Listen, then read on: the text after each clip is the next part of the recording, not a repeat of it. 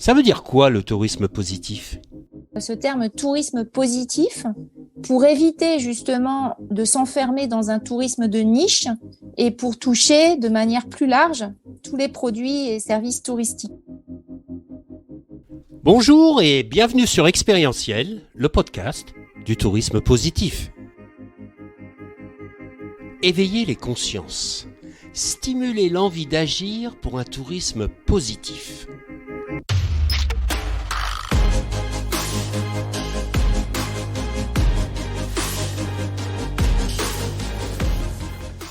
On vous emmène dans un voyage vers un tourisme respectueux de la planète et du vivant, en partant à la rencontre d'acteurs engagés. À travers leurs histoires, nous allons découvrir des femmes et des hommes visionnaires, des leviers d'engagement qui sèment maintenant les graines de réflexion et d'action pour un tourisme positif. Je suis François Huette, ambassadeur du tourisme positif avec une expérience internationale. Je suis animé par le développement d'un tourisme de sens, proposant des expériences vertueuses en lien avec son territoire. Aujourd'hui, j'accompagne les acteurs du tourisme, mais pas seulement, dans l'évolution de leur activité vers un tourisme positif. Alors, pour ne rien manquer à notre actualité, suivez-nous sur la page expérientielle de Facebook, Instagram et LinkedIn. La réflexion sur le tourisme durable stimule l'innovation. Alors, comment encourager plus d'hôteliers, de restaurateurs à s'engager ?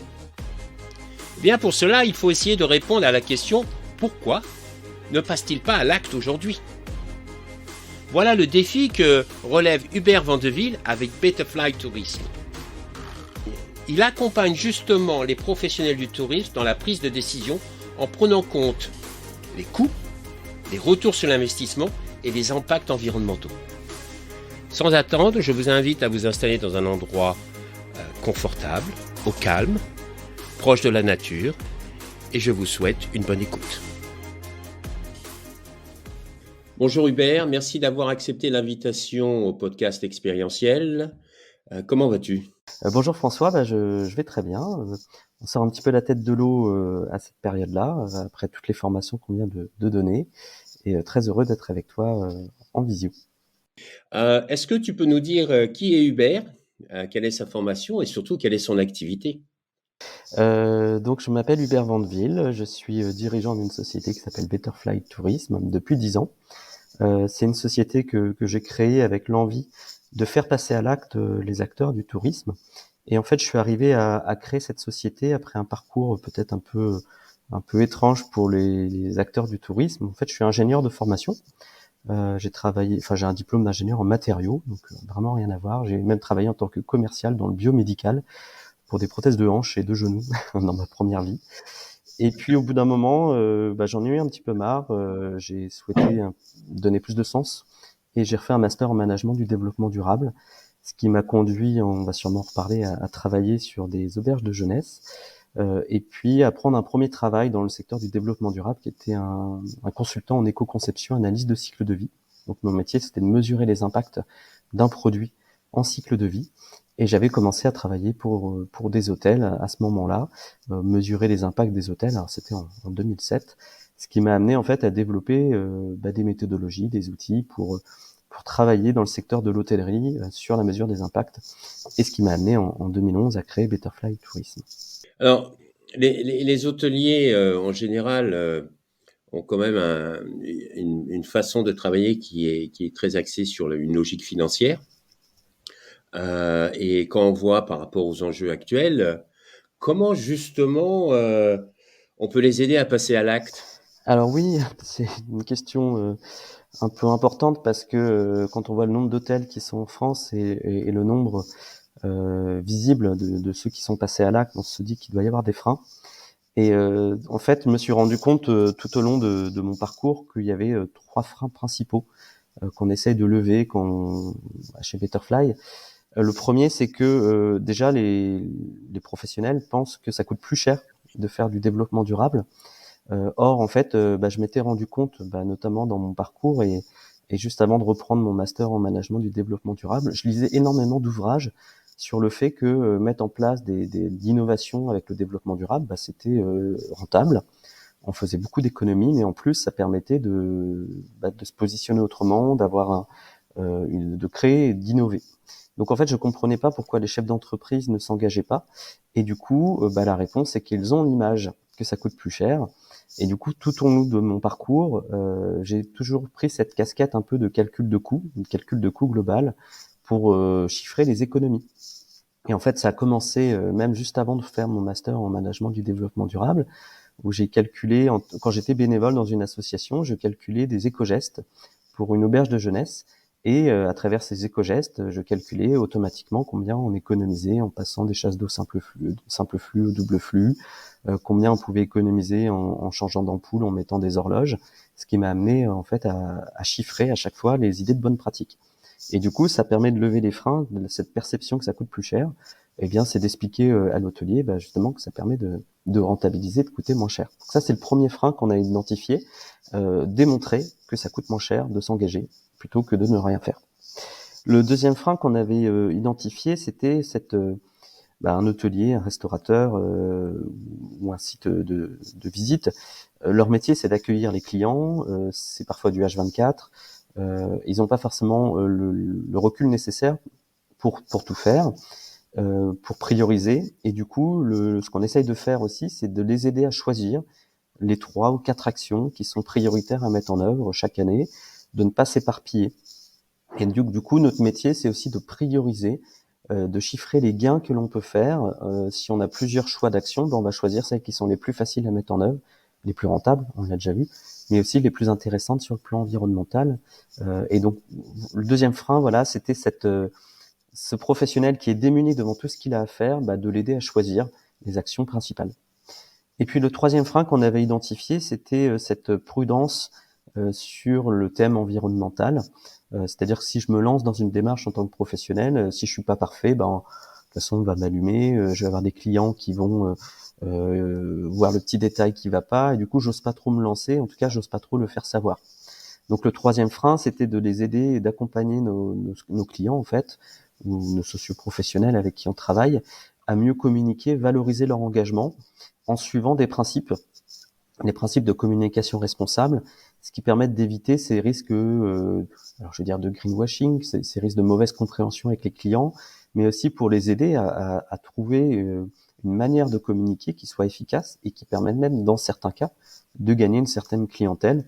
Pas forcément la clientèle loisir, qui est peut-être la plus difficile à aller chercher sur ce sujet-là, mais la clientèle entreprise, la clientèle collectivité locale, et on peut développer des vrais argumentaires et des vraies stratégies de communication pour gagner quelques clients autour du tourisme durable. Très intéressant ce que tu dis, parce que étant hôtelier de métier, tout ce que tu as décrit, j'ai l'impression que de retourner en arrière, etc. Et c'est très intéressant. Maintenant, ça se décline comment? Ça se met en route comment? C'est un travail qui se fait à travers des logiciels? Est-ce que c'est du conseil? Comment ça marche? Alors en fait, je reprends un peu ma casquette d'ingénieur avec des indicateurs. Et en fait, tout a commencé par vouloir donner des indicateurs pour décider, pour lever ses freins, décider sur les coûts et décider sur les impacts. Et du coup, on a depuis 2006, en fait, j'ai travaillé sur des calculateurs, au début en format Excel, que j'ai développé avec mon clavier, puis depuis 2011 en format numérique, des outils en ligne, qui permettent en fait, à partir des données qu'on a dans un établissement hôtelier, dans un restaurant, de convertir ces données en calcul de coûts, en coûts d'exploitation ou en indicateurs. Donc en fait, toujours je reprends les freins, la problématique d'un hôtelier, d'un restaurateur, c'est de faire ses calculs, et l'enjeu c'est de lui demander des informations qu'il a l'habitude de manipuler. Donc en fait, on va lui demander quelles sont ses factures d'eau et d'énergie, donc ça c'est évident, mais aussi de décrire un peu ses équipements. Donc on va faire la liste des équipements électriques qui sont installés, la liste des équipements qui consomment de l'énergie, et puis on va faire aussi la liste de ses consommables, et pas forcément de toutes les quantités. On a des ratios qu'on peut appliquer. On va lui demander qu'est-ce que vous servez au petit déjeuner, qu'est-ce que vous avez comme produit d'accueil ou comme amenities, et en fait on va décrire toutes ces données-là, qu'elles soient quantifiées pour certaines ou décrites qualitativement dans un logiciel qu'on a développé, donc qui s'appelle Wingy. Et en fait, le gros intérêt, c'est que l'hôtelier ou le restaurateur n'a quasiment aucun calcul à faire, parfois des produits en croix, mais ça reste accessible. Et du coup, ce logiciel, le but, c'est qu'il soit accessible. Donc, l'hôtelier lui-même peut rentrer les données dans le logiciel. On a dégradé, entre guillemets, l'outil de calcul pour qu'il soit le plus accessible en termes de données d'entrée. Et puis, à la sortie, on obtient un bilan environnemental complet de son établissement. Je vais reparler aussi de l'étiquette environnementale, qui est le troisième frein sur la communication. Et donc l'hôtelier, le restaurateur peut obtenir, alors l'hôtelier ou le camping également, parce que c'est aussi une cible avec qui on travaille aujourd'hui, peut obtenir l'impact carbone de son établissement, l'impact en eau, l'impact en énergie, même l'impact sur la biodiversité, au global, pour l'ensemble de son établissement, par nuitée ou par couvert. Et même, il peut avoir la contribution de chacun de ces postes. Quel est l'impact du petit déjeuner, l'impact du linge, l'impact du chauffage, de la climatisation. Donc ça, c'est le deuxième niveau.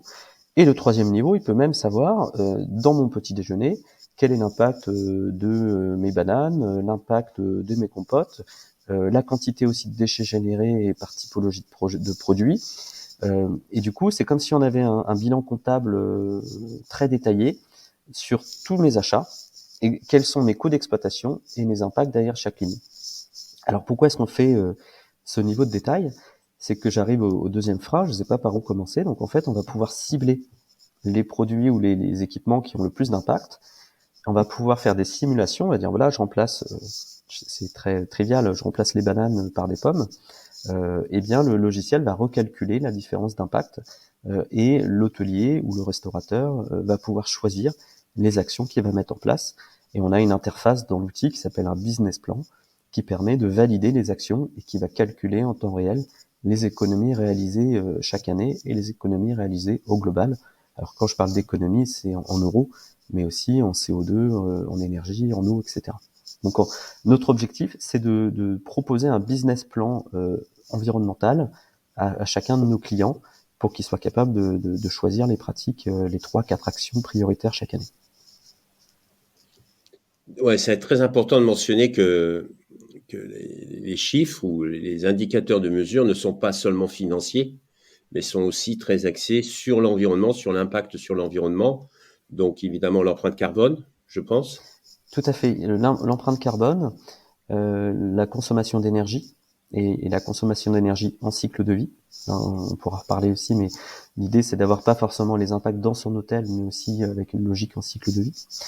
Alors l'impact carbone, l'impact énergétique, la consommation d'eau, pareil, dans mon hôtel, dans mon cycle, en cycle de vie, et l'impact sur la biodiversité, alors qui là peut varier en fonction de l'activité. Dans un hôtel, on va regarder le pourcentage de produits biologiques écolabellisés de l'hôtel.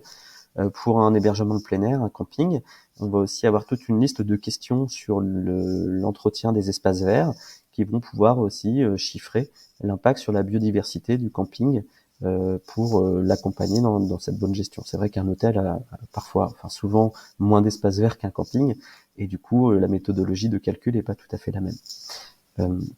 Est-ce que ce logiciel aide aussi pour des investissements futurs? Tu vois, par exemple, si on veut changer des choses comme la climatisation ou au niveau énergétique, etc.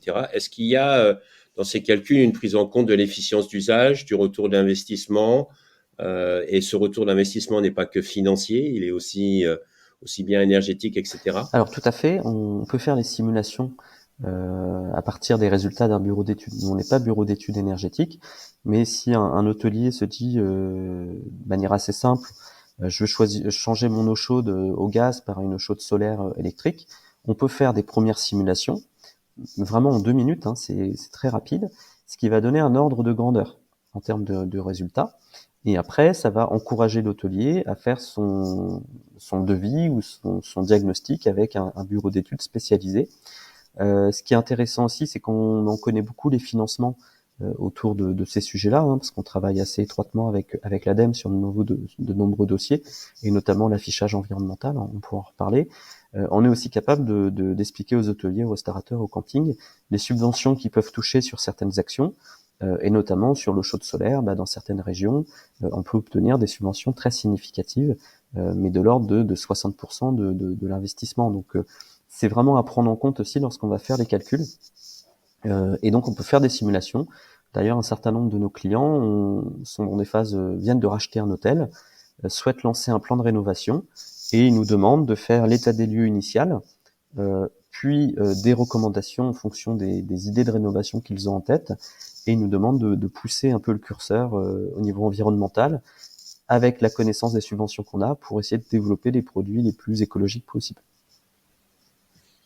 C'est un point intéressant ce que tu dis, parce que c'est vrai que des fois les gens ont peut-être une connaissance ou une notion ou une envie de passer à l'acte, mais l'aspect financier est toujours, comment dire, ce qui provoque l'arrêt. C'est-à-dire, et sous différents angles, c'est combien ça coûte et est-ce qu'il y a des aides ou pas. Et les gens ne sont pas forcément au courant des aides qui peuvent exister, parce que des fois, c'est pas, l'information n'est pas forcément accessible, ou elle n'est pas forcément comprise aussi. Là, j'ai juste un autre exemple pour oui. que ce soit très clair. Là, pour un hôtel en Bretagne qu'on accompagne, il avait des chaudières au gaz et il envisageait de changer ses chaudières par des chaudières au gaz. On a identifié beaucoup d'aides et de subventions pour l'aider à passer au bois. Et le coût global du gaz, s'il reste sur le gaz, est autour de 700 000 euros pour les 8 ans à venir. Et en passant au bois, grâce aux aides notamment, il serait autour de 500 000 euros sur la durée de l'investissement. Donc ce sont ces éléments-là qu'on peut apporter comme réponse. Après, il y a d'autres paramètres qui font le choix. Chaudière au bois, il faut peut-être agrandir un local et du coup des problématiques de permis de construire ou autres. Mais en tout cas, on peut faire ces simulations économiques qui peuvent déclencher un acte derrière auprès des professionnels. Donc, c'est 3 logiciels bien différents. Il y en a un qui est plutôt axé sur le tourisme, l'hébergement, pardon. L'autre sur la restauration, l'alimentation, et puis le gaspillage. Je crois que c'est un grand sujet, ça. Et puis le troisième sur les collectivités locales, c'est ça? Oui, c'est tout à fait ça. En fait, on a commencé par les hébergements touristiques avec mon outil Excel qu'on a fait passer en outil en ligne. En 2014, on a eu l'occasion de répondre à un appel à projet en Bretagne porté par l'ADEME sur le gaspillage alimentaire pour développer une approche un peu similaire pour aider les restaurateurs à réduire leurs déchets alimentaires et le gaspillage. C'est pas que le gaspillage, c'est aussi les déchets alimentaires. Et du coup, on a développé une interface et un outil en ligne qui s'appelle Edgar, assez simple, où en fait, avec des systèmes de pesée à différents moments du service, le restaurateur va pouvoir identifier d'où viennent le plus mes déchets alimentaires. Est-ce que c'est la préparation? Est-ce que c'est le retour d'assiette? Est-ce que c'est le pain? Ou est-ce que c'est la fin de service, quand je vais ranger et nettoyer ma cuisine ou débarrasser les buffets? Et à partir de ces systèmes de pesée, on peut concevoir des plans d'action également qu'on peut chiffrer de manière indicative ou quantitative dans le logiciel et conduire un plan d'action. Donc c'est vraiment un outil très focalisé sur les déchets alimentaires, mais qui répond à un besoin de concret auprès des restaurateurs pour savoir d'où viennent leurs déchets alimentaires. Et le troisième outil, en effet, qu'on a développé, comme on travaille beaucoup avec des projets, dans le cadre de projets collectifs sur des territoires touristiques, des destinations, on a aussi développé un outil pour aider les collectivités locales, les destinations touristiques, à créer une stratégie de tourisme durable et à la piloter dans le temps avec des plans d'action et des indicateurs. Ça, c'est chacun des outils, en fait, on les conçoit dans le cadre de projets avec bien sûr des clients expérimentateurs terrain, mais aussi des institutionnels qu'on essaye d'associer à la démarche. L'outil de mesure des impacts des hébergements touristiques, on l'a beaucoup travaillé dans le cadre de projets avec l'ADEME, et notamment pour développer l'affichage environnemental. L'outil sur Edgar, le gaspillage alimentaire, on était là aussi dans le cadre d'un appel à projet avec l'ADEME, et on a travaillé avec des destinations touristiques. Et le troisième outil, qui s'appelle le passeport vert, on l'a aussi développé avec une association d'élus, qui s'appelle l'Association nationale des élus du littoral, mais en relation surtout avec l'ONU, qui est détenteur de ce logo, de ce label, entre guillemets, passeport vert, auprès de qui on se réfère en fait sur la méthodologie. Et donc notre approche, elle est toujours un peu la même, c'est en fait on fait une sorte de revue de parties prenantes lorsqu'on lance un nouveau sujet. On va regarder les bénéficiaires qui sont les professionnels, mais on va aussi regarder autour quels sont les autres acteurs et on va essayer de développer des solutions pour que ça convienne aux destinations touristiques, pour que ça convienne aux financeurs, mais que ça convienne aussi, pourquoi pas, à d'autres consultants qui pourraient prendre en main le logiciel à notre place, parce qu'on n'est pas on n'est pas amené à intervenir partout en France et dans le monde. Alors, tu as parlé d'affichage environnemental. Tout à l'heure, tu as parlé d'étiquette environnementale. Tu peux nous expliquer exactement, parce qu'aujourd'hui, il y a pas mal de certifications environnementales. Des fois, on a même de quoi s'y perdre, hein, parce que quelle est la meilleure, quelle est celle qui a le plus de crédibilité, quelle est celle qui a le plus de reconnaissance, hein, vis-à-vis du consommateur, etc. Donc, est-ce que tu peux nous expliquer un peu cette étiquette environnementale? C'est quoi exactement? Alors, l'affichage environnemental, ou l'étiquette environnementale, qui est son synonyme entre guillemets. Donc l'affichage environnemental, c'est un projet qui est né du Grenelle de l'environnement en 2007, et c'était une demande des consommateurs, des associations de consommateurs et des associations environnementales qui souhaitaient en fait, au moment où ils achetaient un produit, avoir une information comme une étiquette énergétique avec une lettre A, B, C, D, E. Donc au moment de l'achat, ils voulaient une information sur l'impact environnemental global du produit en cycle de vie qu'ils achetaient, pour pouvoir choisir très rapidement les produits qui sont A, qui ont un meilleur impact environnemental, un plus faible impact. En 2011, il y a eu des expérimentations lancées suite au Grenelle 2. Et donc du coup, dans ce cadre-là, on a travaillé avec le club hôtelier de Nantes pour tester un système d'affichage ou d'étiquette environnementale des hôtels. Toujours pour répondre aux demandes, cette fois du ministère de la Transition écologique, avec un cofinancement de l'ADEME. Et en fait, l'objectif de cet affichage, parce qu'on l'a bien compris, c'est d'arriver à mesurer les impacts et de le traduire avec une lettre. Donc en fait, les impacts, on les mesure, comme on l'a vu tout à l'heure, à travers l'impact carbone, l'impact énergie, eau et biodiversité. Mais surtout, cette lettre, dans un hôtel, elle peut être dynamique, on peut la mettre à jour chaque année, on peut la faire évoluer. Donc en fait, l'objectif de cet outil, c'est non seulement de pouvoir communiquer auprès du client, mais très souvent, c'est pas la finalité première.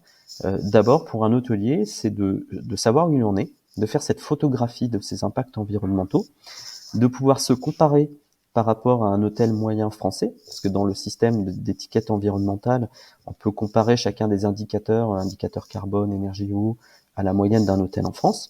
Et du coup, si l'hôtel se rend compte qu'il est très mauvais sur l'eau, mais bon sur les autres indicateurs, il peut mettre en place des priorités d'action. Donc l'idée aussi pour les hôtels, c'est d'avoir ce format de communication avec un système ABCDE, un système officiel aussi, qui peut être vérifié par l'ADEME, par les prestataires en lien avec l'ADEME, mais aussi c'est un outil d'amélioration pour prendre des décisions et s'améliorer chaque année. Et donc on a fait une expérimentation, un déploiement, même un pré-déploiement, ça s'appelait, de 2018 à 2020, et on s'est rendu compte que les hôtels qui se lancent sérieusement dans l'affichage, c'est-à-dire qui font leurs photographies tous les ans et qui suivent un certain nombre d'actions, en 2 ans arrivent à réduire de 15 à 20% leurs impacts sur l'environnement et arrivent à réduire leurs coûts d'exploitation en parallèle. Donc là, on a une démarche qui, sans demander énormément d'efforts, parce qu'on va cibler les actions qui ont le plus d'impact, permet d'avoir, on va dire à assez court terme, une réduction significative des impacts environnementaux, entre 10 et 20% en moyenne, à condition quand même que l'hôtel nomme un pilote dans son établissement et qu'il suive 3-4 actions au minimum par an. Est-ce que tu as ressenti depuis cette crise sanitaire non seulement une prise de conscience, mais une envie des acteurs du tourisme de vraiment s'engager dans la responsabilité environnementale, mais aussi sociale? Oui, ça a été vraiment un révélateur cette crise. Ça a été une sorte d'accélérateur de prise de conscience. Alors, je pense qu'il y a eu aussi, déjà les professionnels ont eu beaucoup de temps pour réfléchir. Nous aussi, on en a eu un petit peu au début pour se remettre en question.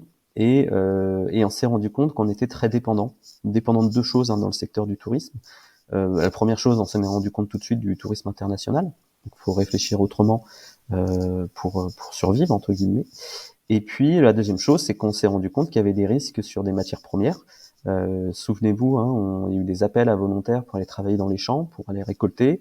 Il y a eu des stress sur l'approvisionnement. Et du coup, à titre de citoyen, on est nombreux à s'être posé beaucoup de questions. et à se dire au niveau professionnel, quels sont mes risques et aussi comment je peux avoir plus de sens. Donc ça, c'est le premier levier. On a eu en effet beaucoup d'hôteliers ou de professionnels qui sont revenus vers nous, alors plutôt en 2021, histoire de sortir la tête de l'eau, et qui ont souhaité mettre en place des stratégies à ce niveau-là. Et puis surtout, en parallèle, on a eu les destinations touristiques, les offices de tourisme, les ADT, les CDT, les CRT, les comités régionaux, départementaux de tourisme, qui se sont dit, mais nous, il faut qu'on accompagne nos professionnels dans cette crise et qu'on leur propose une sortie de crise. Et ce qui est ressorti, c'est que très souvent, le tourisme durable est un scénario de sortie de crise pour proposer d'autres types de prestations, plus nature, plus locales. Et on s'est rendu compte dans les saisons 2020 et 2021 que le touriste français, il recherchait en tout cas la mise au vert. Alors il peut y avoir plein de facteurs, la mise au vert et cette recherche de nature. Donc oui, en effet, ça a été pour nous, pour le secteur, je pense un révélateur. Et la dernière brique à ça, c'est qu'on a désormais des gestionnaires d'actifs ou des fonds d'investissement qui lors de cette crise ont aussi pu racheter des établissements et qui doivent avoir des critères. En fait, ils remplissent à des critères pour des investissements responsables. Et du coup, ils imposent, lorsqu'ils vont racheter un hôtel, ou lorsqu'ils prennent des parts dans un hôtel, ils vont imposer à cet établissement de mettre en place une démarche responsable. Et donc là, on travaille avec de nombreux gestionnaires d'actifs pour, dans cette démarche responsable, faire l'étiquette environnementale, mais aussi avoir des questionnaires sur des critères sociaux et de gouvernance pour faire progresser sur la durée de l'investissement, l'établissement, et qu'à la sortie de l'investisseur, dans 7 ou 8 ans, l'établissement ait fortement réduit ses impacts et mis en place des bonnes pratiques en termes de gouvernance et d'enjeux sociaux. Cette crise au sein de Betterfly, est-ce que ça a remis en question des fonctionnements, une organisation, une prestation de service? Oui, tout à fait. Ça a été assez radical au début. Au mois de mars, tous nos clients nous ont appelés pour mettre en pause tous les projets. Donc au début, comme toutes les entreprises, on a pu se mettre en activité partielle sauf qu'on n'était pas on n'était pas une entreprise du tourisme. Donc là, quand ça commençait à se réduire les aides, nous, il fallait qu'on se remette en question. Autrement, on n'existerait plus aujourd'hui. Et donc, on s'est complètement remis en question sur notre format d'accompagnement. Avant la crise, on allait tout le temps sur le terrain pour proposer des diagnostics avec des frais de déplacement, avec beaucoup de temps passé sur les routes ou autres. Et donc, on a revu notre modèle pour que les étiquettes environnementales puissent se faire à distance, renseignées par les hôteliers, mais contrôlées par nous, avant une potentielle de communication, une vérification de l'ADEME. C'est également, on a malheureusement dû faire des choix en termes de ressources humaines, parce que comme on bénéficie pas des aides du secteur du tourisme et que notre secteur était à l'arrêt, on a dû malheureusement réduire un peu l'effectif. Et puis surtout, on a identifié un potentiel qui était la formation. Et donc, on a restructuré aussi l'entreprise pour développer notre académie de formation. Et en 2021, c'est plutôt une réussite parce que ça représente désormais pas loin du tiers de nos chiffres d'affaires, avec aussi des équipes en interne qui, pour certaines d'entre elles, ont souhaité se repositionner sur la formation pour redonner aussi un peu plus de sens dans leur poste. Et du coup, on a réussi à faire aussi évoluer une partie des fiches de poste sur ce sujet-là, tout en remplissant une demande clientèle également. Donc voilà, ça a été un beau stress quand même, je pense comme tous les acteurs du tourisme. Une année quand même difficile en 2020, mais une année 2021 qui, là en fait, on récolte les fruits de cette transition, où on est désormais en capacité de massifier à la fois des outils comme l'affichage environnemental. Par exemple, en 2020, on a travaillé sur 40 hôtels dans un groupe qui s'appelle Onotel, et on a pu réaliser les étiquettes à distance en 3 mois, alors au préalable, on aurait été incapable de le faire. Donc ça nous a quand même apporté des nouvelles manières de faire et des nouveaux contrats. Et la formation, aujourd'hui, c'est quelque chose qui est porté à la fois par les destinations touristiques et les professionnels qui, en fait, sont en besoin. J'avais fait le constat aux universités du tourisme durable en 2020. On a eu la chance de pouvoir se réunir. Je suis aussi membre du CA d'ATD. Et puis en 2020, il y avait une table ronde sur la formation. Et le constat était qu'il y a plus d'1 million de travailleurs dans le secteur du tourisme 1 million de collaborateurs qui n'ont quasiment jamais eu de sensibilisation, de formation au tourisme durable. Donc ça nous donne aussi une idée du marché très importante, mais aussi de la nécessité de travailler avec tous les acteurs du secteur du tourisme si on veut vraiment diffuser cette solution. Si moi aujourd'hui je suis hôtelier et que j'ai envie de rejoindre Betterfly, ça marche comment? C'est sous forme d'abonnement? Ça marche, je n'imagine pas, enfin je ne sais pas, je ne vois pas comment ça peut marcher. Donc Oui. tu peux nous expliquer un peu? Du coup, voilà, ça fait partie de la remise en question. Il y a plusieurs manières de faire. Soit l'hôtelier veut juste faire une photographie de ses impacts, eh bien, il va prendre en effet un abonnement à l'accès au logiciel pendant 1 an. Et dans cet abonnement, il va pouvoir saisir ces données à l'aide de webinaires qu'on a enregistrés qui sont dans le logiciel. Donc il a des vidéos en fait qui vont lui expliquer comment saisir sa facture d'eau, d'énergie, sa fréquentation. Donc il peut sortir son bilan environnemental. Avant qu'il obtienne les résultats, nous on doit réaliser un contrôle, c'est-à-dire qu'on va vérifier qu'il a rentré les données comme il se doit. On va lui demander quelques photos pour les preuves, et à la sortie on lui renvoie son étiquette avec quelques lignes d'explication. Donc ça c'est vraiment l'entrée, j'ai envie de dire l'entrée de gamme. On fait tout à distance avec un contrôle minimum. Et l'abonnement minimum est d'1 an pour le logiciel. Autrement, après, on a d'autres manières de faire où l'hôtelier se dit, comme avec un gestionnaire d'actifs, un investisseur, je veux un accompagnement pendant 5 ans. Donc là, on va lui proposer une formule où tous les ans ou tous les 2 ans, il va mettre à jour son étiquette et on va lui proposer un accompagnement à distance avec des points tous les 6 mois pour faire un point sur son plan d'action et lui trouver des solutions pour mettre en œuvre ses actions. Et au début du programme, l'hôtelier saisit toujours ses données, mais on va envoyer un consultant une journée sur place pour que le consultant établisse un plan d'action. Donc en fait, la différence entre je réalise juste mon étiquette et cette formule-là, c'est qu'on va aussi avoir un consultant qui va aller sur place et prioriser les actions. Et en fait, on va se baser sur ce bilan initial pour faire un point tous les 6 mois et une mise à jour des étiquettes régulières. On va dire, on rentre dans un programme d'accompagnement avec l'outil d'affichage qui est un outil de suivi. Et le 3e niveau, c'est l'établissement qui souhaite vraiment faire comme un bilan très détaillé de tous ses coûts, de tous ses impacts. Là, ce qu'on appelle, c'est la version complète, où là, on a un consultant qui va passer 2 à 3 jours sur site, qui va détailler minutieusement toutes les puissances des équipements, toutes les conditions d'utilisation, tous les achats avec les quantités, etc. Et là, on est sur une formule qui prend entre 5 et 10 jours de travail pour un consultant, où à la sortie, l'hôtelier a un bilan détaillé et un plan d'action avec des simulations. Pour chacune des simulations, il va avoir une idée du coût de l'investissement, du retour sur investissement et des gains environnementaux. Donc ça, c'est pour l'affichage. Super.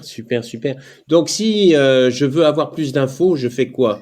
Je vais sur Internet et je tape Betterfly ou comment ça marche? Betterflytourism.com. Donc c'est assez facile à trouver. Et là, il y a toutes les informations nécessaires, notamment les formations qu'on propose. Voilà, donc c'est assez simple. Super. Dis-moi, en ce début d'année, on fait des vœux. C'est quoi ton vœu à toi pour 2022? Alors, déjà, on aura passé 10 ans chez Betterfly, donc c'est déjà quelque chose à fêter. Félicitations.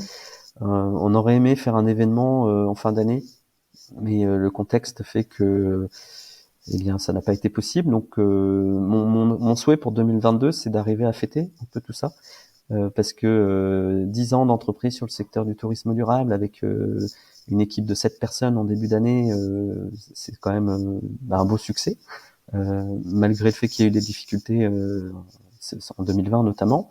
Donc oui, mon souhait, c'est pas forcément un souhait purement économique, il faut doubler le chiffre d'affaires, etc.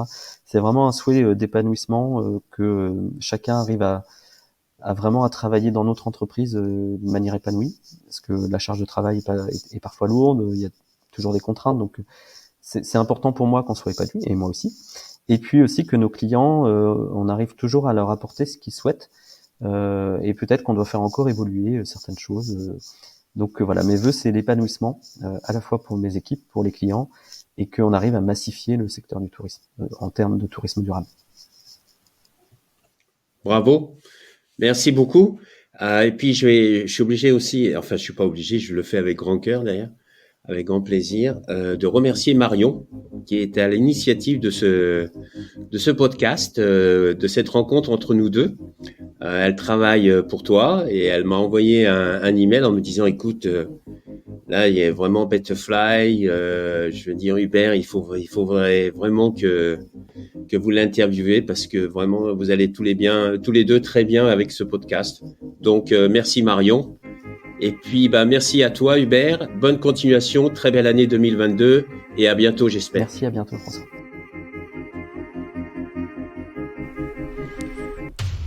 Voilà, c'est la fin de notre voyage du jour. J'espère que vous avez vraiment passé un agréable moment en notre compagnie et que nous avons pu semer des graines d'inspiration et d'action.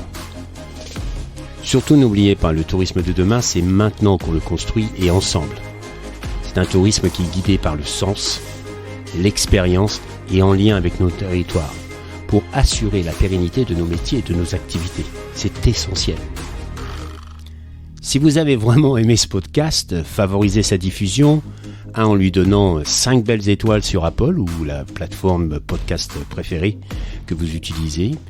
Et puis surtout, et ça c'est le plus important, n'hésitez pas à partager dans votre réseau. Essaimer la connaissance, essaimer le partage d'expérience. C'est essentiel pour chacun d'entre nous d'avoir accès à cette information. Et puis, si vous voulez continuer l'aventure avec nous, le voyage avec nous, bien je vous invite à vous abonner pour suivre tous les épisodes gratuitement et être informé dès qu'ils sont publiés. Voilà. Je vous remercie et à très bientôt.